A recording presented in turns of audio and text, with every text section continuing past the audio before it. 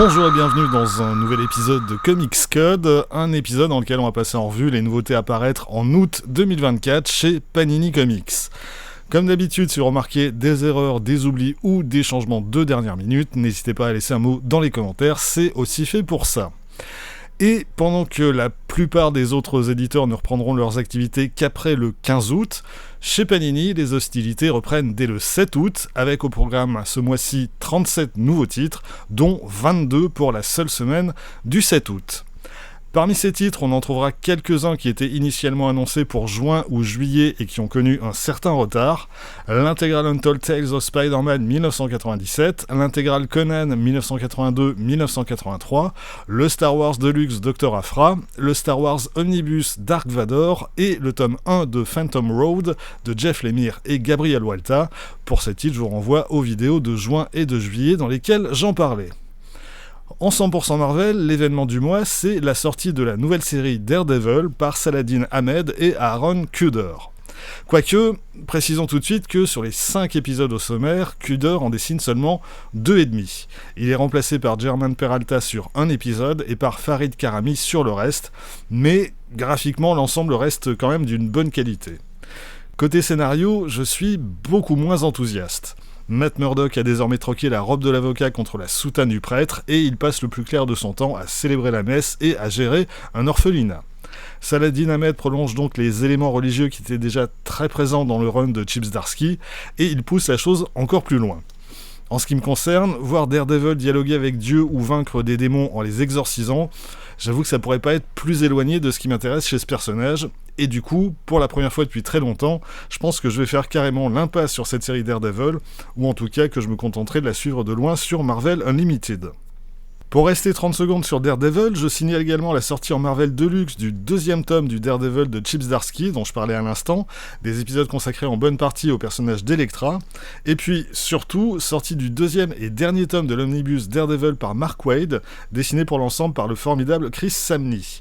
La série date d'il y a 10 ans, mais clairement, on n'a pas fait mieux depuis.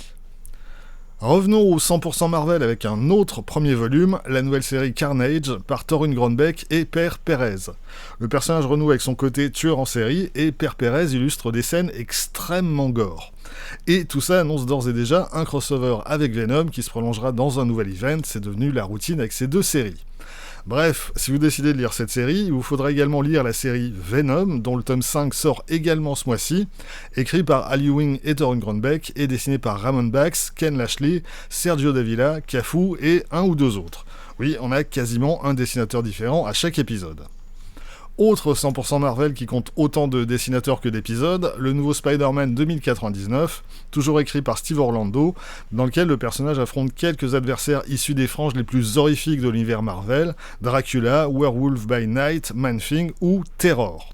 Et on retrouvera Miguel O'Hara au sommaire du nouveau Edge of Spider-Verse, parmi quantité d'autres incarnations de Spider-Man issues d'univers parallèles. Comme d'habitude, chaque personnage est mis en scène par une équipe différente. Parmi les scénaristes, on retrouvera Carey Andrews, Carla Pacheco, Colin Kelly et Jackson Lanzing. Et parmi les dessinateurs, on reconnaîtra Travel Foreman, Salvador Larroca, Per Perez ou Pete Woods. Restons sur Spider-Man avec le deuxième tome de l'event Gang War, qui propose 3 épisodes d'Amazing Spider-Man par Zeb Wells et John Romita Jr., plus quelques tie-ins, parmi lesquels le premier numéro de Deadly Hands of Kung Fu par Greg Pak et Caio Marado, et le one-shot Jackpot par Céleste Bronfman et Joey Vasquez. Et si vous ne savez pas qui est Jackpot, je vous envie. Amazing Spider-Man ne sera pas tout à fait absent du nouveau numéro de Marvel Comics, puisqu'on y trouvera un extrait du dernier annuel en date, par Céleste Bronfman et David Lopez.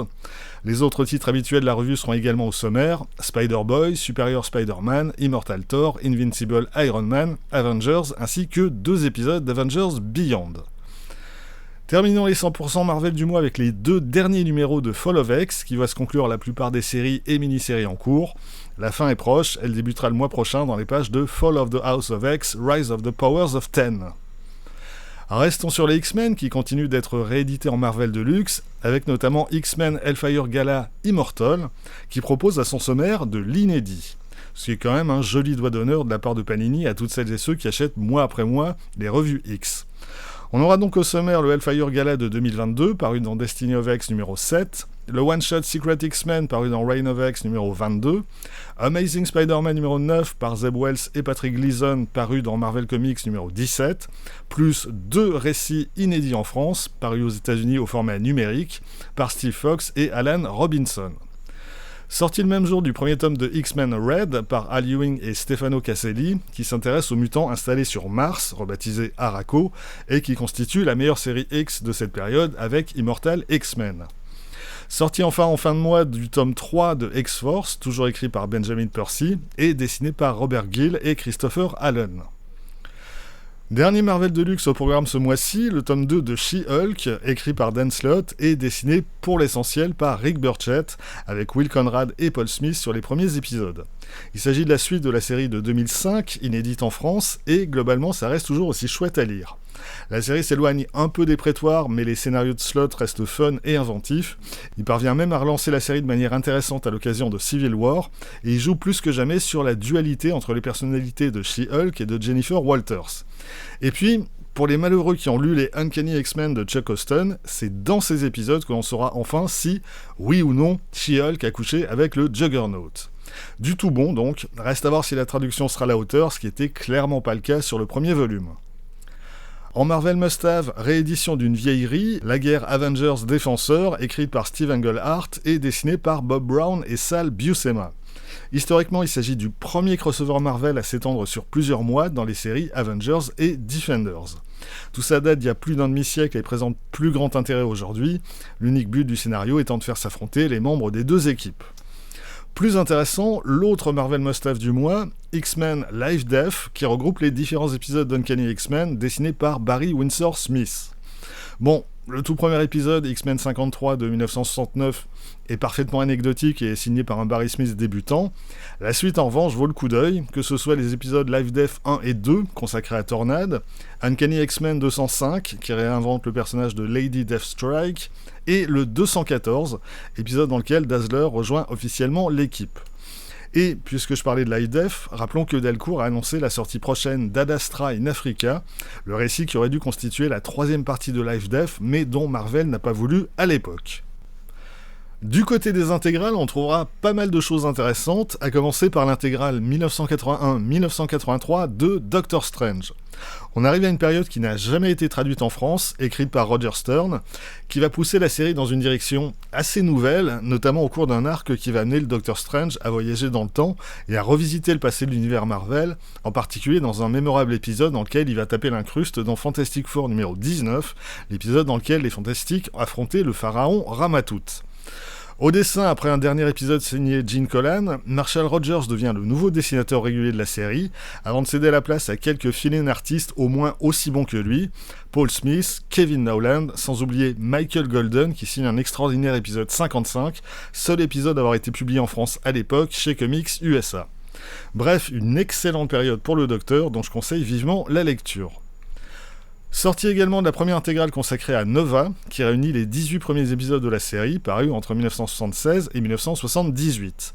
Une série créée par Marv Wolfman, qui mettait en scène un adolescent qui rappelait beaucoup le Peter Parker des débuts, et dont les origines super-héroïques empruntaient beaucoup à Green Lantern. Rien de très original au programme donc, mais des histoires pas désagréables à lire ou relire, dans lesquelles Nova affronte une galerie de super-vilains qui n'ont pas vraiment fait carrière par la suite, le Condor, Diamond Head, Powerhouse ou Megaman. Le seul à s'être fait un nom plus tard, c'est le Sphinx, personnage omniprésent dans ses premiers épisodes. Nova va également croiser quelques visages connus, Thor, Sandman, Nick Fury ou Spider-Man, le temps d'un crossover entre les deux séries. Au dessin, John Buscema lance la série avant de la confier à son frère Sal, lequel signe la majorité des épisodes au sommaire avant de céder la place à Carmine Infantino. Tout ça fait sans doute son âge, mais ça reste malgré tout une lecture agréable, faute d'être originale. On pourrait en dire tout autant pour la quatrième et dernière intégrale consacrée à Spider-Woman, avec les derniers épisodes de sa série régulière, ainsi que les épisodes d'Avengers qui leur font suite. Des épisodes écrits par Chris Claremont, Ann Nocenti et Roger Stern, et dessinés par Steve Leialoha, Brian Postman, Al Milgrom et Michael Golden pour l'annuel numéro 10 d'Avengers.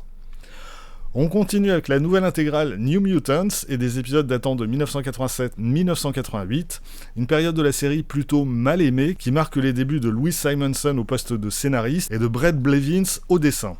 Sur les premiers épisodes, Simonson insiste davantage sur le côté adolescent de ses personnages que sur l'aspect super-héroïque de ses récits, et le style de Blevins convient idéalement bien à ce changement de registre. La série va connaître un changement de direction assez brutal lors du crossover Fall of the Mutants, et va prendre une tournure beaucoup plus sombre, qui va culminer avec la mort de l'un des membres de l'équipe. C'est sans doute pas la meilleure période de la série, mais elle mérite quand même d'être redécouverte. Je serai moins enthousiaste sur l'intégrale 1979-1981 des Defenders, qui réunit les derniers épisodes écrits par Ed Hannigan, dessinés par Herb Trimpe et Don Perlin. Des épisodes très bavards et assez brouillons, franchement pas sauvés par la prestation de ces artistes, c'est vraiment une intégrale à réserver aux inconditionnels de cette série. Dernière intégrale au programme du mois, et là on est vraiment dans la niche de niche, celle consacrée à Brother Voodoo, et qui réunit en moins de 350 pages l'ensemble de ses apparitions entre 1973 et 1990. C'est dire si le personnage n'a pas été surexploité. Au sommaire donc, ses origines dans Strange Tales 169 à 173, par Len Wein et un Gene Colan très en forme, la conclusion de ces épisodes dans Tales of the Zombie numéro 6, un extrait de la même revue signé Doug Mensch et Tony DeZuniga, sa rencontre avec Spider-Man dans Marvel Team Up numéro 24 par Len Wein et Jim Mooney, celle avec Dracula dans Tomb of Dracula 34 à 37 par Marv Wolfman et Gene Colan, avec Jack Russell dans Werewolf by Night 38 à 41 par Doug Mensch et Don Perlin, avec La Chose dans Marvel 2-in-1 41 par David Anthony Kraft et Ron Wilson, avec Doctor Strange dans un épisode qui figure également dans l'intégrale du mois, avec Moon Knight dans Moon Knight 21 par Doug Mensch et Vicente Alcazar, et on bouclera cette intégrale avec un court récit extrait de Marvel Super Heroes numéro 1 par Scott Lobdell et un Fred M. Beck dans un registre très différent de celui qu'on lui connaît habituellement, et enfin un récit en 3 parties paru en backup dans les numéros 16, 17 et 20 de Doctor Strange Sorcerer Supreme par Randy et Jean-Marc L'Officier et Geoff Isherwood. Amateurs de curiosité, cette intégrale est faite pour vous.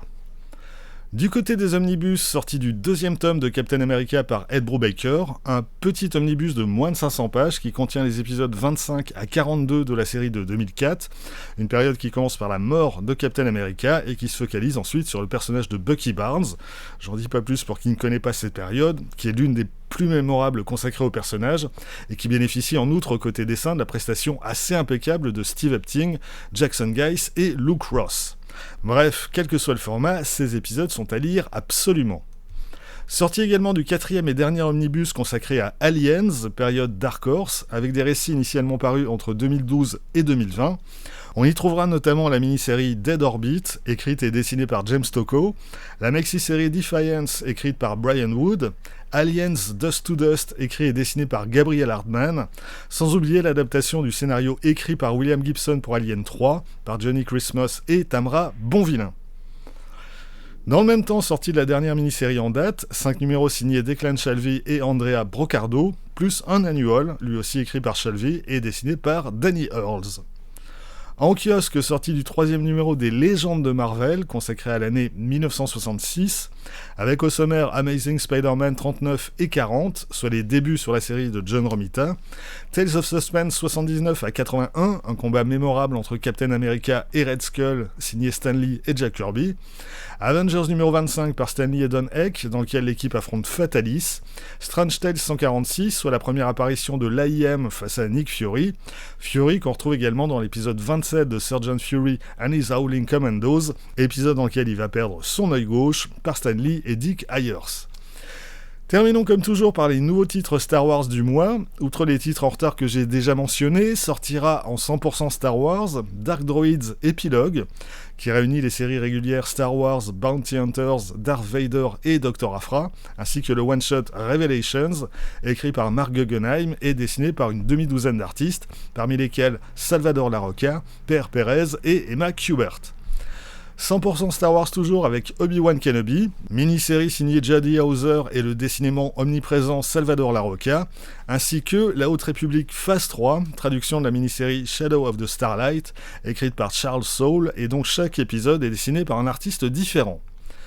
Sorti enfin en Star Wars Epic Collection du tome 4 de l'Empire, qui, si j'en crois le blog Panini, est composé de matériel entièrement inédit. Voilà, c'est tout pour aujourd'hui, rendez-vous très vite pour la suite. D'ici là, vous pouvez vous abonner à cette chaîne, laisser un commentaire, partager cette vidéo sur les réseaux sociaux. Vous pouvez aussi retrouver les lectures de Quack Kent et de Bad Quack sur Instagram, avoir ainsi un aperçu du thème des prochaines vidéos. Et vous pouvez surtout lire des comics. Soyez sages et à bientôt.